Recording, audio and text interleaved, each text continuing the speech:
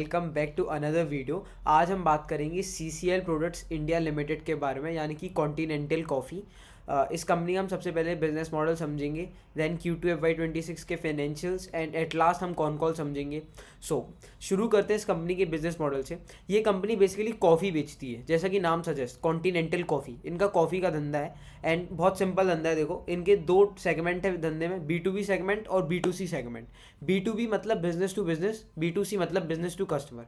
अब B2B segment ऐसे समझो कि जो कंपनीज है, जैसे नेस्ले है, मतलब नेस्ले तो ऑब्वियसली नेस्ले को नहीं देता होगा, I don't think so, but बहुत सारे कंपनीज हैं, मेजर ब्रांड्स हो, जो रेस्टोरेंट्स रिसोर्ट्स वगैरह हैं, उनमें जो कॉफ़ी के शैशेज़ वगैरह हम देखते हैं, इन सभी को जो प्रोवाइड करता है वो CCL प्रोडक्ट्स करता है। इनका ऐसा कहना है कि 80% ऑफ जो लेबल्ड प्रोडक्ट्स आप इंडिया में देखते हो वो CCL प्रोडक्ट्स करता है। तो आई थिंक सो नेस्ले को भी प्रोवाइड करता होगा। मेरे पास इतना अंदर का इन्फॉर्मेशन नहीं है कि कौन इनके क्लाइंट्स हैं कौन क्या, but all what I can say is कि इनका अच्छा खासा बिजनेस है और बढ़िया प्रेजेंस है। ये वर्ल्ड के लार्जेस्ट एक्सपोर्टर है इन टर्म्स ऑफ कॉफ़ी, ठीक है। और इनके पास ये अराउंड 120+ कंट्रीज में एक्सपोर्ट करते हैं अपने कॉफ़ी प्रोडक्ट्स को, इंडिया से एंड वियतनाम से। दो मैन्युफैक्चरिंग प्लांट्स हैं, आई वुड से प्रोसेसिंग प्लांट्स, एक इंडिया में है, दूसरा वियतनाम में। करंट कैपेसिटी कंपनी की है अराउंड 70,000 मेट्रिक टन्स की, 65,000 to 70,000 मेट्रिक टन्स की कॉफ़ी बनाने की।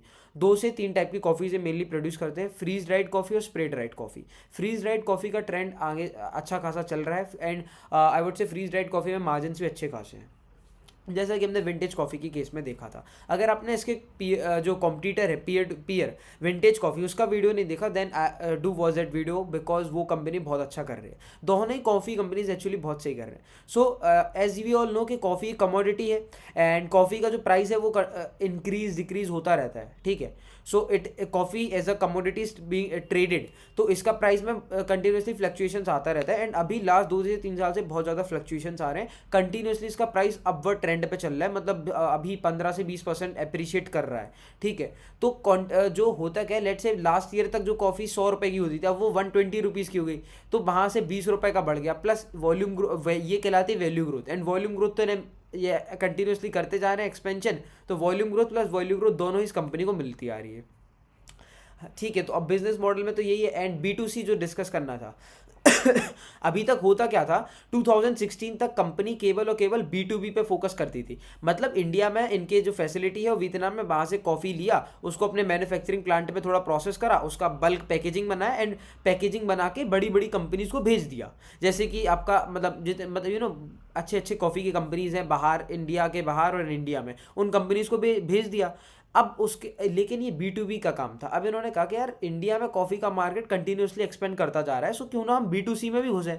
सो ये B2C में भी 2016 में घुस गए एंड 2018 में इनका रेवेन्यू केवल 9 CR का था एंड अभी इनका टारगेट है इस साल FY26 में उसी B2C सेगमेंट में 400 करोड़ का रेवेन्यू करना। सो यू कैन इमेजिन कि मतलब आई वुड से कितना एन 400 बोला, 450 तकरीबन कर लेगा आई वुड से। तो 50 गुना कर लिया 7 साल में रेवेन्यू अपने, 7 से 8 साल में 50 गुना रेवेन्यू कर लिया उस सेगमेंट में, B2C सेगमेंट में। B2B वाइज तो जनरली 10-12% के कैगर से ग्रो करा है। तो अब देखेंगे इनका जो B2C सेगमेंट है वो क्या कर रहा है। तो मेनली उसमें यही है कि यार ये जो कॉफ़ी बेचते थे बाहर, बड़े बल्क ऑर्डर देते थे और इंडिया में भी केवल बल्क सप्लाई कर देते। अब इन्होंने क्या करा, खुद का एक ब्रांड बना दिया कॉन्टिनेंटल कॉफ़ी के नाम से, इंडिया में B2C के लिए, बिजनेस टू कस्टमर। एंड ये आंध्र प्रदेश तेलंगाना के रीजन में अच्छे से घुस गए कि यहाँ फोड़ेंगे बिल्कुल, क्योंकि वहाँ मार्केट बहुत अच्छा है साउथ के रीजन में। सो वहाँ पर as of now second largest coffee seller है in the Andhra Pradesh and Telangana region. 10 से 12% का इनका मार्केट शेयर है।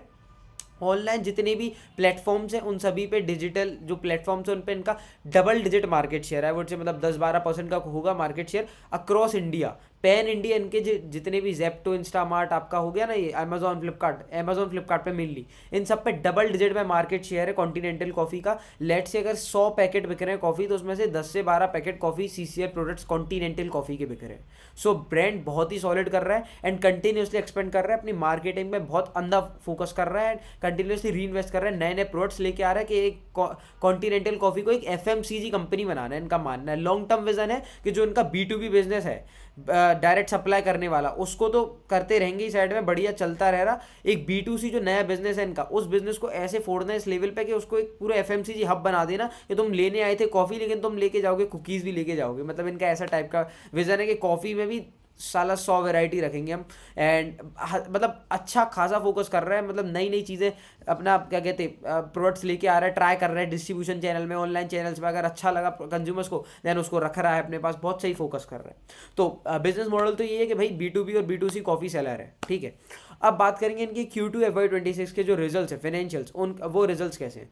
तो देखो यहाँ पर जो इनका सितंबर 2025 था, ये वाला सेगमेंट 53% से सेल्स ग्रो करा।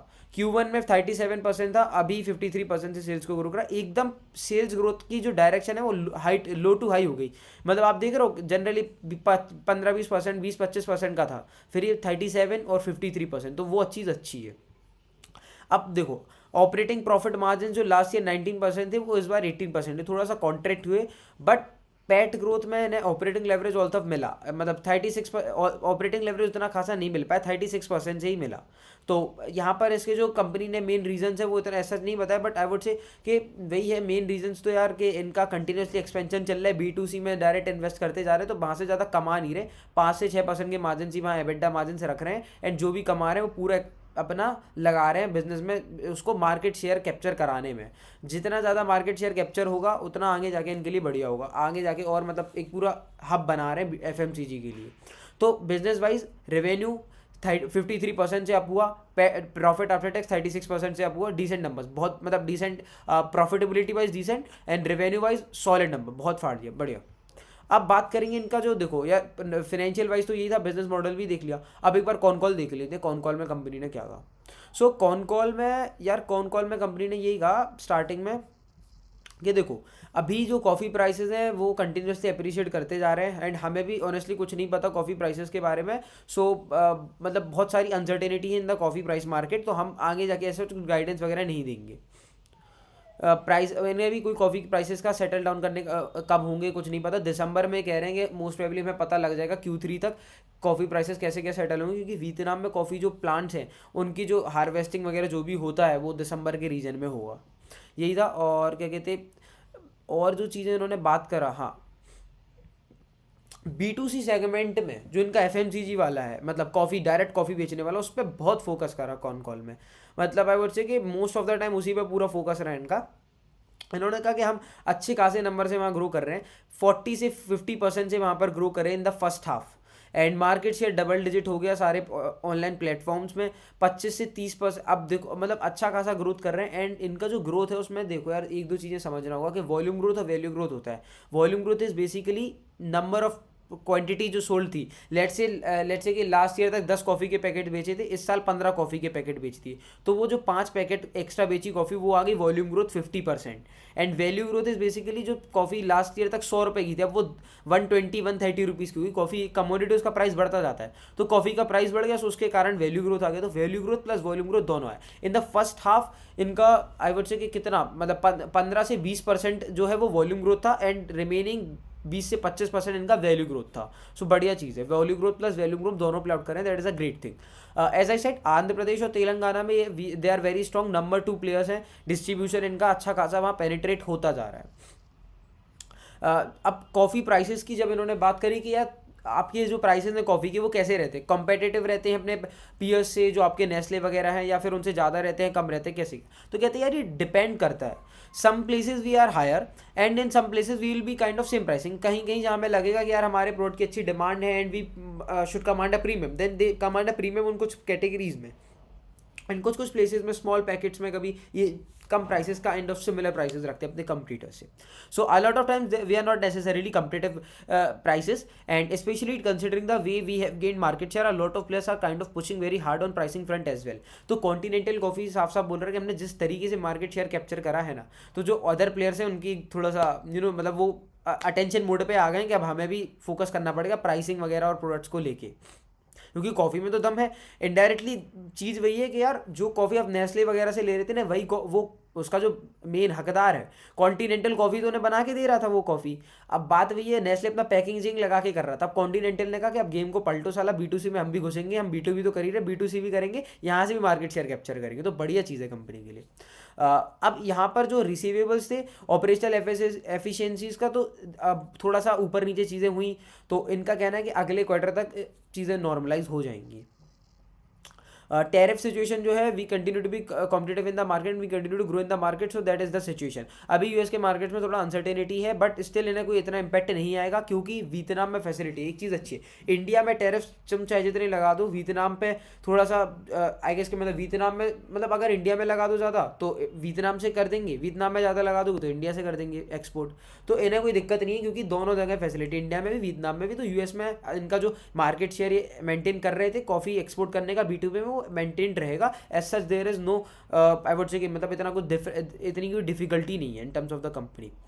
इस क्वार्टर में करेंटली 65 से 70% का कैपेसिटी यूटिलाइजेशन था, एंड वॉल्यूम ग्रोथ अच्छा था, अराउंड 15 से 20% का था पूरे क्वार्टर में। क्या कहते हैं, 15 से 20% का, ये तो अच्छा नई कैपेसिटी यूटिलाइजेशन का था, बट ओवरऑल वॉल्यूम ग्रोथ ही 15 से 20% ही था। हाँ, इनका ऐसा कहना था कि कोई एक्सपेंशन प्लान अभी एक तो इन्होंने कर ही लिया है, अब जो आगे जाके जब भी करेंगे तो यार इनकी जो एग्जिस्टिंग कैपेसिटी है 70,000 मेट्रिक टन की, वो 80 से 85% में जैसे ही यूटिलाइज हो जाएगी, 1-2 साल में, 2-3 साल में हम नई फैसिलिटी बनाना शुरू कर देंगे, क्योंकि जैसे ही डिमांड हमें लगेगा कि आ रही है तो हम नया बनाना शुरू कर देंगे। ऐसा कोई डिले नहीं होगा उस कैपेसिटी में, मतलब ऐसा नहीं होगा कि हमारे पास कॉफ़ी की डिमांड है बट हम सप्लाई नहीं है, सप्लाई हमारे पास प्रॉपर रहेगी, तो अच्छी चीज़ है। अब देखो मार्केटिंग स्पेंड्स पे अच्छा खासा फोकस कर रही है कंपनी, ये जो चीज़ें है ना, कौन कॉल में खोल के जब आप देखना तो ये चीज़ों पे फोकस करा करो जब कंपनी ऐसा कहे। So actually yes, we have been ramping up our marketing spends and that is the reason we have been gaining market share across the board. Company अगर मार्केटिंग में पैसा लगा रहा है तो फिर वो मार्केट शेयर कैप्चर करेगा, एक सीधी बात है। अगर आपको कॉन्टिनेंटल कॉफी के प्रोडक्ट्स का बोर्ड दिखा, या फिर जेप्टो खोलोगे, जेप्टो पे पहले नंबर पे कॉन्टिनेंटल कॉफी आ गई, तो तुम्हारे दिमाग में एक सबकॉन्शियसली डेवलप हो जाएगा कि कॉन्टिनेंटल कॉफ़ी मैंने 2 जगह 4 जगह देखा, बोट्स पे देखा, जेप्टो पे देखा एंड ब्लिंकिट पे देखा, तो तुम्हारे सबकॉन्शियसली तुम्हें हो जाएगा। एंड हम सभी लोग एक नहीं होते, बहुत से लोग होते हैं जो नया ट्राई करने की कोशिश करते हैं, जैसे कि मैं, तो I am always keen to try new things. So मैं अगर 4 बार बोर्डिंग देख लूँगा ना कॉन्टिनेंटल कॉफ़ी के, तो मैं कॉन्टिनेंटल कॉफ़ी इनफैक्ट ऑर्डर कर ही लूँगा कि यार चलो एक बार मंगा के तो देखते हैं। एंड आई वुड से कि कॉन्टिनेंटल कॉफ़ी मैं अभी तक नहीं पी रहा था, बट अभी जरूर ट्राई करूँगा आगे जाके। अभी मतलब जैसे ही मेरे एग्जिस्टिंग कॉफ़ी खत्म हो जाएगा तो कॉन्टिनेंटल ही आएगा अगला कॉफ़ी। सो सही है, अच्छा है। आई वुड से कि अगर आप इन्वेस्टर हो तो कॉन्टिनेंटल कॉफ़ी के और ज़्यादा से ज़्यादा पाउचेस लेते रहो। Just kidding. हाँ, तो यहाँ पर यही है कि अब देखो यहाँ और जो बातें करी इन्होंने, वी हैव टू से एनुअल गाइडेंस कुछ नहीं देंगे, लॉन्ग टर्म व्यू वगैरह यही है कि हमें multiple factors to play out in quarter, but long term is what will matter. तो क्वार्टर वाइज मत देखा करो, लॉन्ग टर्म पे देखा करो, इनका ऐसा कहना है। So the long term guidance of 10 से 20% volume growth remains intact, we are currently closer to first half around 15%, so we are looking to maintain the kind of thing forward as well. इनका volume growth पे guidance है, value growth पे कोई guidance नहीं, क्योंकि value तो यार पता नहीं ना, कॉफी की प्राइस अगर प्रेडिक्ट कर रहे हैं, मतलब इन्हें पता नहीं कि कॉफी की प्राइस कहाँ जाएंगे, ऊपर जाएंगे नीचे जाएंगे, तो ये वॉल्यूम ग्रोथ पे बस प्रेडिक्ट कर रहे हैं। इनका ऐसा प्रेडिक्ट नहीं है, वो से गाइडेंस इनका लॉन्ग टर्म का कि 10 से 20% वॉल्यूम ग्रोथ का। लेट से लास्ट ईयर तक इन्होंने 100 पैकेट कॉफ़ी बेचा था, इस साल ये 110 से 120 पैकेट्स बेचेंगे। इनका ईयरली ये टारगेट रहता है कि 10 से 20% का वॉल्यूम ग्रोथ आएगा, and they are intact to their guidance. H1 में 15% का वॉल्यूम ग्रोथ है, it is a good number. और अब जो एबिट, हाँ EBITDA, अब देखो I had always maintain at the point of time or capacity utilization addition was largely in spray dried the EBITDA per kilo is lesser than freeze dried, so what happened initially, a contribution spray dried has increased, so the EBITDA per kilo had softened a bit there. Then as the new freeze dried capacity came into picture, which largely happened last quarter, so a lot of EBITDA per kilo improved because of the re-entry of, I would say, a higher margin product. तो यार देखो ये चीज़ है कि अभी तक क्या हुआ था कि इनके जो EBITDA मार्जिन थे पहले सही चल रहे थे, फिर बीच में थोड़े से कम हो गए 1-2 क्वार्टर के लिए। तो वो हुआ क्या कि इन्होंने फ्रीज ड्राइड के स्प्रे ड्राइड की फैसिलिटी लेके आ गए थे, बढ़ा दी थी, तो उसके कारण स्प्रे ड्राइड का कंट्रीब्यूशन रेवेन्यू में बढ़ गया, जो कि लो मार्जिन है। एंड अब जाके फ्रीज ड्राइड का ले है, तो फ्रीज ड्राइड के कारण इनके मार्जिन में एक्सपेंशन देखने को मिलेगा। एंड यहाँ पर इनका इस क्वार्टर में मार्जिन ऑलमोस्ट सेम रहा है, 18 से 19%। वो आई थिंक सो कि स्क्रीनर पर कुछ गलत आ रहा था, ऑलमोस्ट सेम रहा है मार्जिन। तो एबिटा मार्जिन में धीरे धीरे करके इंप्रूवमेंट आएगा, क्योंकि जो नई फैसिलिटी लेके वो फ्रीज ड्राइड की है, and freeze dried generally high margin product है। प्लस एक और चीज़ देखना कि इनका जो FMCG बिजनेस है, B2C वाला बिजनेस, वो कंटिन्यूसली एक्सपेंड कर रहा है, तो उसमें भी प्रॉफिटेबिलिटी बढ़ेगी, एंड वो आगे जाके अपनी ग्रोथ को सस्टेन कर पाएगा उसके कारण। तो और हाँ, एक चीज़ उन्होंने बताया कि हमारे जो स्मॉल पैक प्रोफाइल्स है वो इंक्रीज हो रहे हैं. I had always maintain that in tough times which was last year we were also looking to when the volume growth were not so high we were looking to drive in more efficiency, so that is heading to the growth. So इनका ये कि जब volume growth नहीं होगा तो value growth होगा, जब value नहीं होगा तो वॉल्यूम तो होगा ही होगा. सो मतलब इनका यही है कि हम अच्छे से ग्रो करते रहेंगे लॉन्ग टर्म में, ऐसा कोई हमें दिक्कत नहीं जाएगा. सो यही चीज़ें थी. एंड मतलब और क्या कहते, इनका जो 20% था B2C में, it was closer no volume था, हाँ वॉल्यूम ग्रोथ की वही है कि 25 से 30% था Q2 FY 2026 में ब्लेंडेड, और H1 में 15 से 20% का वॉल्यूम ग्रोथ था. तो ठीक है, अच्छा है. अब एक और चीज़, आंध्र प्रदेश और तेलंगाना में इनका मार्केट शेयर अच्छा है, डिस्ट्रीब्यूशन तो अब इनका मार्केट शेयर ऑनलाइन भी अच्छा है, ऑफलाइन भी अच्छा है, डिस्ट्रीब्यूशन चैनल बढ़िया बना रहे हैं. 10% 12% का मार्केट शेयर है आंध्र प्रदेश तेलंगाना में. नंबर 2 प्लेयर है वो से, ठीक है. तो अब नंबर 2 प्लेयर है तो डिस्ट्रीब्यूशन चैनल बना अच्छा बना है, तो ये क्या कर रहे हैं, उस डिस्ट्रीब्यूशन चैनल को लेवरेज कर रहे हैं. पहले उससे कॉफ़ी बेच रहे थे, अब ये क्या कर रहे हैं, उससे कॉफ़ी के साथ नए नए प्रोडक्ट्स ट्राई कर रहे हैं FMCG के, और नई टाइप की coffee, hot coffee, cold coffee वगैरह कुछ ना कुछ नया अपना package coffee, ready to drink coffee, इस टाइप के ऐसे नए नए प्रोडक्ट्स ट्राई कर रहे हैं डिस्ट्रीब्यूशन चैनल से. जो भी प्रोडक्ट चल गया उसको ऑनलाइन में उतार देंगे. तो डिस्ट्रीब्यूशन चैनल की भी चेकिंग चल रही है. एंड करेंटली 1.5 लाख स्टोर्स है, 1,50,000 स्टोर्स में अवेलेबल है. आगे जाके इनका विजन है अगले 2 से 3 साल में 3 लाख स्टोर्स में अवेलेबल हो जाएंगे. ये अपने B2C ब्रांड को लेकर आपको बहुत बुलिश है, मतलब पूरे कॉन कॉल में B2C करा है इन्होंने. FMCG company, we are looking to be an FMCG company, देख रहे हो, we want to be an FMCG company. 2-3 बार वही सेम चीज़ कह रहे हैं. We can not, we want to build more and more brands. जब ये कंपनी खुद आके कहना कि हमें ज़्यादा से ज़्यादा ब्रांड्स बनाने हैं, FMCG कंपनी बनना है, तो समझ जाओगे कुछ तो अच्छा चल रहा है कंपनी में. That's our long term vision and therefore we you see experimentation some of these categories. तो वही है. So we are wanting to enter into more categories and we are creating the distribution network. हम आंध्र प्रदेश तेलंगाना जो small towns है उनमें नया नया distribution बना रहे हैं. 2 वे प्रोसेस है डिस्ट्रीब्यूशन, जब से हम नए प्रोडक्ट टेस्ट कर रहे हैं उनको फिर ऑनलाइन में उतारेंगे. So that has been going really great for this company. तो overall if I talk about B2C business को कंटिन्यूसली ग्रो करने के लिए मतलब तत्पर हैं, आई वुड से कि मतलब एकदम लगे हुए हैं. एंड इनका एक और चीज़ था, 2 से 3 लर्निंग्स है, प्रो टिप्स, जिन पे मैंने एक ट्वीट भी करा था, लिंक्डइन पे भी लिखा था कि यार 2 से 3 प्रो टिप्स है कंपनी की जो मुझे एज अ बिजनेस लेसन सीखने मिले. सबसे पहले इनका ना स्मॉल पैकेज पे पेनिट्रेशन अच्छा है. कह रहे हैं कि हम स्मॉल पैकेट नंबर ऑफ ज़्यादा बनाएंगे. यहाँ पर देखना, अब स्मॉल पैकेट्स में मार्जिन्स कम है माना, बट वो मार्केट शेयर कैप्चर करने देता है. जो बंदा तुम्हारे स्मॉल पैकेट, देखो होता क्या है एज अ कंज्यूमर, जब हम किसी कोई लेट से मैं कॉफ़ी ट्राई करने जा रहा हूँ, ठीक है, अब मैं जाऊँगा, मैं देखूंगा यार 500 रुपये की शीशी है, 100 रुपये की शीशी है एंड 10 रुपये का एक शैशे है. तो मैं जनरली 500 का नहीं लूँगा ना 100 का लूँगा, मैं 10 रुपये के 2-3 शैशे लेके आ जाऊँगा घर एंड ट्राई करके देखूंगा 2-3 दिन के क्या वो कॉफ़ी मेरे को सूट कर रही है. एंड अगर वो मेरे को सूट करी तो मैं फिर कन्वर्ट कर लूँगा उसमें, 100 रुपये 500 रुपये की शीशी ले लूँगा. तो मार्केट शेयर कैप्चर करने में स्मॉल पैकेट्स बहुत इजीली इनको हेल्प करते हैं. सो जितने ज़्यादा स्मॉल पैकेट से बनाएंगे उतना ज़्यादा मार्केट शेयर कैप्चर कर पाएंगे. And they are doing really really great. वो स्मॉल पैकेट ज़्यादा से ज़्यादा बना रहे हैं जिससे ज़्यादा से ज़्यादा मार्केट शेयर कैप्चर कर सकें. That is a good thing, क्योंकि मार्केट शेयर अगर ये कैप्चर करने लगे तो अल्टीमेटली कन्वर्जन बढ़ जाएगा. एंड इनका जो हाई सेगमेंट बिजनेस है, high profile business, good profitability जिनमें बड़ी बड़ी शीशों में, उनमें आदमी लेने लगेगा इनका प्रोडक्ट्स वगैरह. तो that is a really I would से good thing.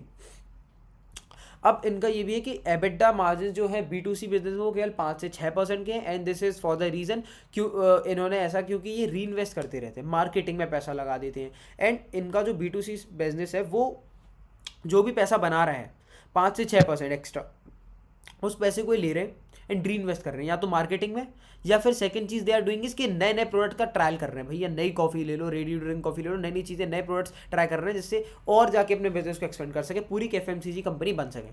So that is really a great thing. And यही है कि और मतलब और यही सब चीज़ें थी कंपनी के कॉन कॉल में. We probably they only company 6 से 7 साल पहले जो डिस्ट्रीब्यूशन पे भी फोकस कर रहा था, B2C भी फोकस कर रहे हैं. 2 से 3 साल में 2 से 3 लाख स्टोर्स पे पहुंचने का टारगेट है हमारा. और यही है, बढ़िया कंपनी तो अच्छा कर रही है ओवरऑल. सो यही था कॉन कॉल में, और तो ऐसा कुछ मेजर पॉइंट्स मेरे को दिखे नहीं. That is progressing quite well. Highly competitive market, the market which requires very high level of in spite of that we are growing, we are kind of adding new accounts and also so the business grating, so we should have 30 से 40% growth business as well. Okay, so UK brand acquisition, UK में एक उन्होंने brand acquire करा था coffee वगैरह का. सो 30 से 40% की ग्रोथ अच्छी खासी वहाँ पर भी आ रही है, इनका ऐसा कहना है. और यही सब था. तो देखो ओवरऑल आई वुड से कि समझो पॉइंट को, कंपनी का ऐसा कहना है कि इनका लेट्स से कि मतलब जो गाइडेंस है वो कंपनी कंटिन्यूसली करती आ रही है, ठीक है, achieve. So that is a great thing कि कंपनी कंटिन्यूसली अपनी गाइडेंस को मतलब गाइडेंस तो नहीं, 15-10 से 20% की जो वॉल्यूम ग्रोथ वाली गाइडेंस है वो कंपनी कंटिन्यूसली काम कर रही है उस चीज़ पे, that is a good thing. And I would say कि सही है कंपनी ओवरऑल, बट हाँ इनके ना पीयर्स को देखना बहुत जरूरी है। Peer to peer comparison is much more important, we have to see that. तो इनका विंटेज कॉफी के साथ मैं एक पीयर टू पीयर कंपेरिजन लेके आऊँगा and we'll compare both the companies and see कि आखिर कौन है जो कि कॉफ़ी वाले रेस में जीत रहा है। So that's all for the video, signing off Raghav Tikaria.